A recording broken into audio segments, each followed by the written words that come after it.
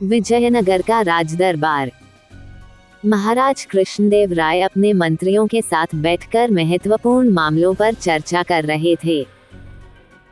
तभी एक व्यापारी दरबार में आया। वह अपने साथ एक बकरा लाया और दावा किया, महाराज, यह कोई साधारण बकरा नहीं है। ये जादुई है और इंसानों की भाषा समझ सकता है। मैं इसे 1000 सोने की मुद्राओं में बेच रहा हूँ। महाराज को जादुई बकरे की बात पर विश्वास नहीं हुआ, लेकिन व्यापारी ने जोर देकर कहा, महाराज, आप इसे कुछ भी कहें, यह आपकी बात समझेगा। महाराज ने सोचा कि अगर यह सच में जादुई बकरा है, तो यह एक अनोखी चीज होगी। लेकिन तेनालीराम को व्यापारी की बात पर शक हुआ। उन्होंने कहा, महाराज, मुझे इस बकरे की परीक्षा लेने की अनुमति दें। अगर यह सचमुच जादुई है, तो इसकी कीमत वाजिब है। तेनालीराम ने बकरे को अपने साथ ले जाने की इजाजत ली और उसे महल के बगीचे में ले गए। उन्होंने बकरे से कहा, अगर तुम जादुई हो, तो मुझे ये बताओ कि मैं कौन हूँ। बकरा मिमियाने लगा, लेकिन कुछ नहीं कहा।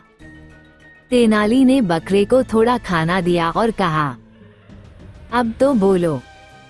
लेकिन बकरे ने फिर भी कुछ नहीं कहा।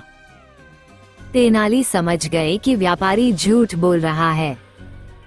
अगले दिन तेनालीराम ने दरबार में बकरे को लाकर कहा, महाराज, ये बकरा जादुई नहीं है। ये केवल एक साधारण जानवर है।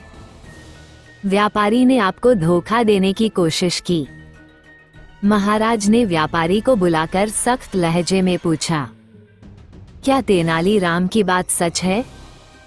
व्यापारी डर गया और सच कबूल कर लिया। उसने कहा, महाराज, मैंने झूठ बोला था। मैं केवल इस बकरे को ऊंची कीमत पर बेचना चाहता था। महाराज ने व्यापारी को कड़ी चेतावनी दी और कहा, झूठ बोलकर किसी को धोखा देने की कोशिश मत करना। तेनालीराम की बुद्धिमानी ने फिर से दरबार को ठगे जाने से बचा लिया। महाराज ने तेनालीराम की तारीफ की और उन्हें पुरस्कार दिया। ये कहानी हमें सिखाती है कि हर चमकने वाली चीज सोना नहीं होती और बुद्धिमानी से हर झूठ का पर्दाफाश किया जा सकता है।